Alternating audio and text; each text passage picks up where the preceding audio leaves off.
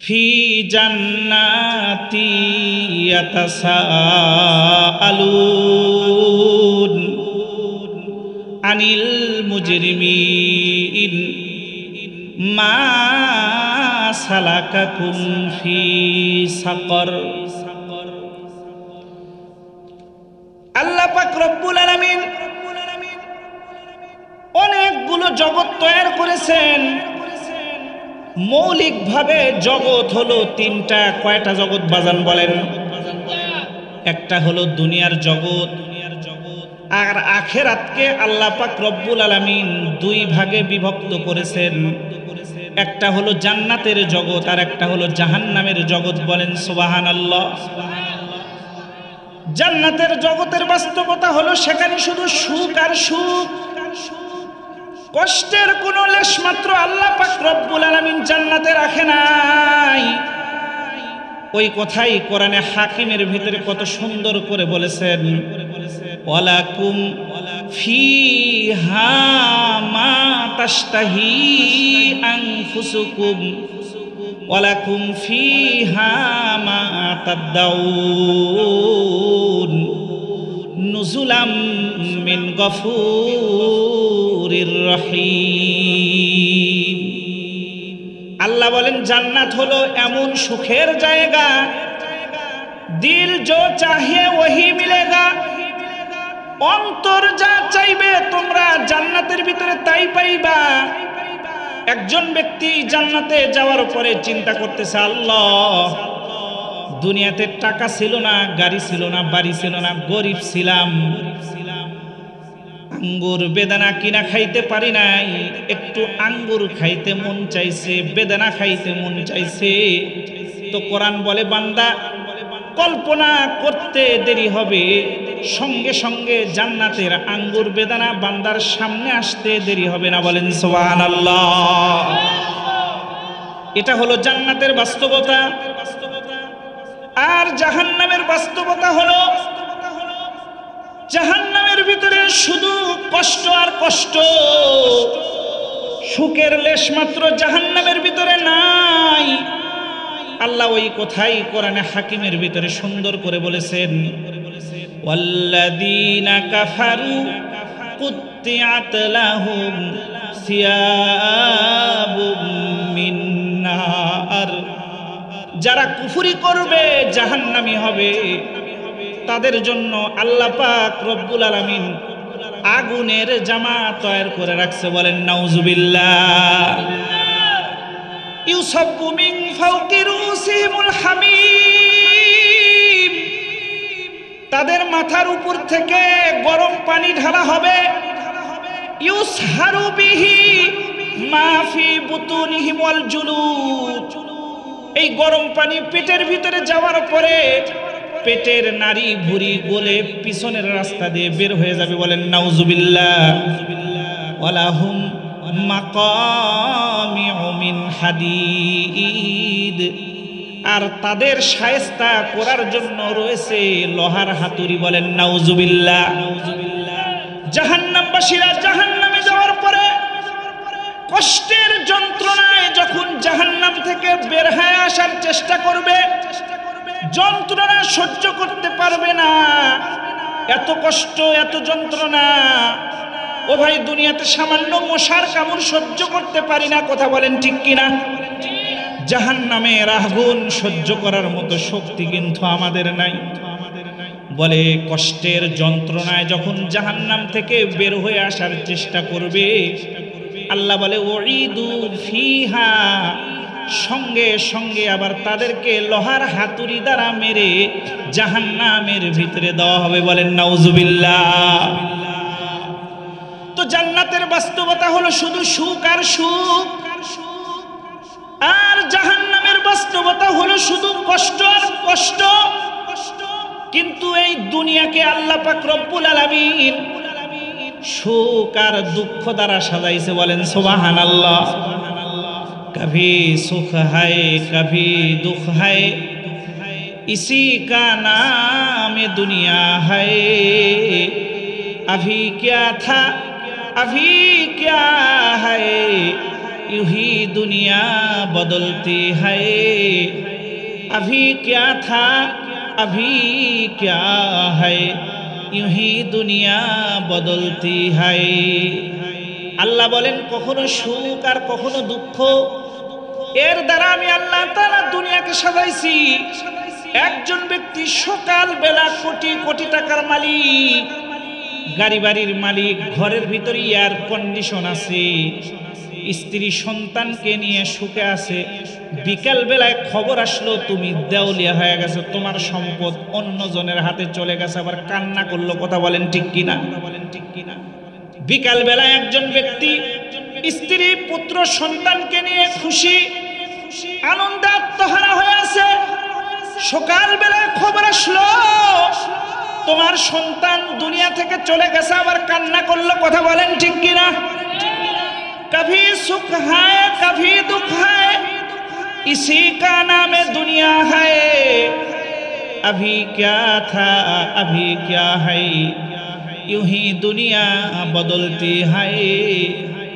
এজন্য বন্ধু দুনিয়াকে আল্লাহ তাআলা সুখ আর দুঃখ দ্বারা সাজাইছে। কেউ যদি চায় সব সময়ের জন্য দুনিয়াতে সুখে থাকবে, পারবে না। সুখ এক সময় চলে যাবে, দুঃখও ধরা দিবে। আবার কেউ যদি চায় সব সময়ের জন্য কষ্টে থাকবে, পারবে না। এক সময় এমন আসবে দেখবেন সে সুখী হয়ে যাবে। কথা বলেন ঠিক কিনা? আমি যে কথা বলতেছিলাম, এখন আয়াতে কারিমার দিকে আসি। জান্নাতীরা যখন জান্নাতে চলে যাবে, জাহান্নামীরা যখন জাহান্নামে চলে যাবে, যাওয়ার পরে জান্নাতীরা বলবে হায় রে, দুনিয়াতে তো আমরা 4 ভাই একসাথে ছিলাম, আজকে জান্নাতের ভিতরে দেখি আমরা শুধু 2 জন দেখি, আর 2 ভাইরে তো দেখা যায় না। আবার বলবে হায় রে, দুনিয়াতে তো আমরা 5 বন্ধু একসঙ্গে ছিলাম, আজকে 3 বন্ধু জান্নাতের ভিতরে আছি, আর 2 বন্ধুরে তো দেখা যায় না, এরা কোথায় গেল? এরকম করে যখন চিন্তা ভাবনা করতে থাকবে, একজন অপরজনকে জিজ্ঞাসা করতে থাকবে, এমন সময় আল্লাহ তাআলা জান্নাত আর জাহান্নামের মাঝখান থেকে পর্দা উঠায় দিবে। বলেন সুবহানাল্লাহ। তখন সরাসরি জান্নাতীরা জাহান্নামীদেরকে দেখতে পারবে, আবার জাহান্নামীরা জান্নাতীদেরকে দেখতে পারবে। তখন জাহান্নামীদেরকে দেখার পরে বলবে হায় রে, ওই যে দুনিয়াতে আমরা 4 ভাই ছিলাম, 2 ভাই জান্নাতি আর 2 ভাই যারা দেখলাম না, ওই যে তারা তো জাহান্নামের ভিতরে জ্বলতেছে। আবার বলবে দুনিয়াতে 5 বন্ধু একসঙ্গে ছিলাম, 3 বন্ধু জান্নাতের ভিতরে, আর 2 জনকে দেখা যায় না, ওই যে তারা তো জাহান্নামের ভিতরে জ্বলতেছে। তখন জান্নাতবাসীরা সরাসরি জান্নাত থেকে জাহান্নামবাসীদেরকে প্রশ্ন করবে। আল্লাহ ওই কথাই কোরআনে বলছে, কি প্রশ্ন করবে জানেন? মা সালাকাকুম ফি সাকর। ডাক দিয়ে বলবে ও ভাই, ও বন্ধু, কোন জিনিস তোদেরকে জাহান্নামের ভিতরে নিয়ে গেছে একটু বলো। জাহান্নামের সেই বন্ধুরা, জাহান্নামে যারা গেছে ওই ভাইয়েরা বলবে আমরা যে আজকে জাহান্নামে আসছি, জাহান্নামে আসার আমাদের 4টা কারণ। কয় কারণ? একটু আওয়াজ দিয়ে বলেন বাজান, কয় কারণ? 1 নাম্বার কারণ বলবে কি? তারা বলবে ক্বালু লাম নাকু মিনাল মুসাল্লিন। 1 নাম্বার কারণ বলবে আল্লাহ। ডাক দিয়ে বলবে ভাই আমরা যে জাহান্নামে আসছি, 1 নাম্বার কারণ হলো আমরা মুসল্লি ছিলাম না। কি ছিলাম না বলেন? মুসল্লি হওয়ার জন্য কি করা দরকার? নামাজ পড়া দরকার। কথা বলেন ঠিক কিনা? একই পরিবারে অনেক সন্তান আছে, একটা পরিবারে 8 জন ব্যক্তি থাকে, 8 জনের ভিতর থেকে 2 জন নামাজি হলেও বাকি 6 জনের নামাজের কোনো খবর নাই। কথা বলেন ঠিক কিনা? অথচ এই সন্তানরে যদি সকাল বেলায় ডাক দিতে বলে ভাই একটু আপনার সন্তানরে ডাক দিয়া মসজিদে নিয়ে আসেন, বলে হুজুর বাচ্চা মানুষ ওরে ডাক দিলে ঘুমের কষ্ট হবে, এই ধরনের কথা আমাদের সমাজের লোক বলে কিনা বাজান কোন? অথচ একজন সন্তান 15 বছর বয়সে নামাজের উপযুক্ত হয়ে যায়, যদি নামাজ না পড়ে তাহলে ওই ব্যক্তিকে জাহান্নামে যেতে হবে। আমি যদি বলি ভাই আপনার বিবিকে নামাজের কথা বলেন, বলেন আমি নিজে নামাজ পড়ি কিন্তু বিবিরে নামাজ পড়ার কথা বলি না। কিতাবে আসছে যেই বিবিরে নামাজের কথা বললেন না, যেই সন্তানরে নামাজের কথা বললেন না, ওই সন্তান ওই বিবি হাসরের ময়দানে ওই ব্যক্তির বিরুদ্ধে আল্লাহর পক্ষে দাঁড়ায় সাক্ষী দিবে। বলেন নাউজুবিল্লাহ। আল্লাহ বলবে তুমি দুনিয়াতে নামাজ পড়ো নাই কেন? বিবি বলবে আল্লাহ দুনিয়াতে আমি নামাজ পড়ি নাই, আমার স্বামী আমারে নামাজের কথা কয় নাই। সন্তানরে বলবে তুমি দুনিয়াতে নামাজ পড়ো নাই কেন? বলবে আল্লাহ আমার বাবা আমারে নামাজের কথা কয় নাই। এটা আমার মুখের কথা নাই, কোরআনে আল্লাহ তাআলা কথাই বলছেন। তারা বলবে রব্বানা ইন্না আতানা সাদাতানা ওয়া কুবারানা ফাদাল্লুনা সাবিলা। বলবে আল্লাহ আমরা আমাদের বড়দেরকে অনুসরণ করেছি। সন্তান বলবে আমি আমার পিতারে অনুসরণ করেছি। বিবি বলবে আমি আমার স্বামীরে অনুসরণ করেছি।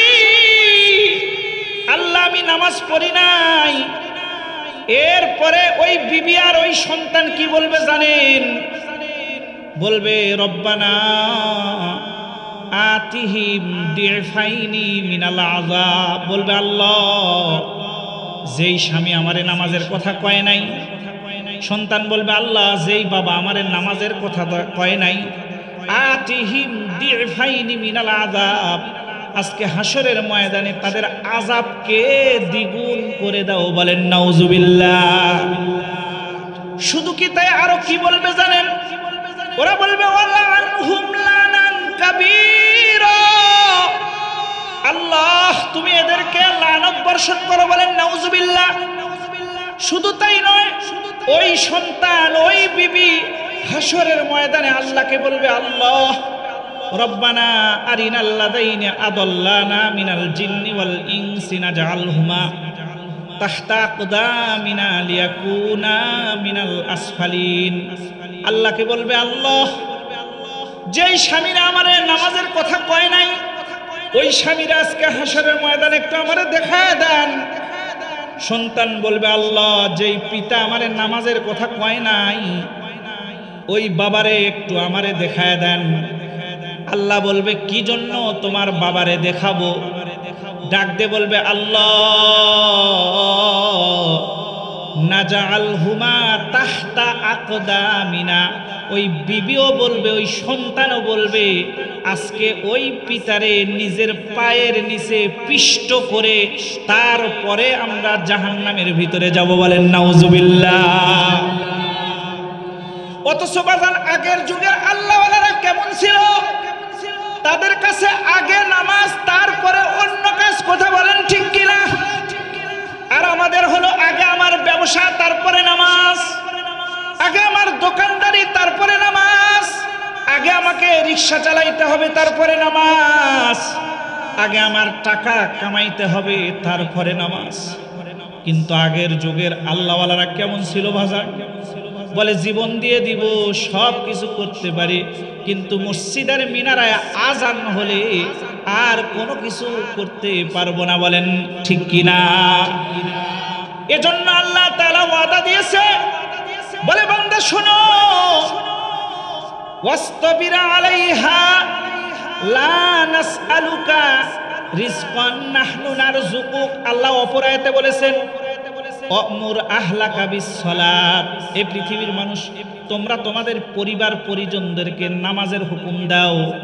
ওয়াসতাবির আলাইহা, তোমরা শুধু নামাজের হুকুম দিলে হবে না, তোমাদেরকেও পড়তে হবে। তোমরা যদি নামাজ পড়ো, পরিবার পরিজন দাও যদি নামাজ পড়ে, তো আল্লাহ বলে লা নাসআলুকা রিজকান।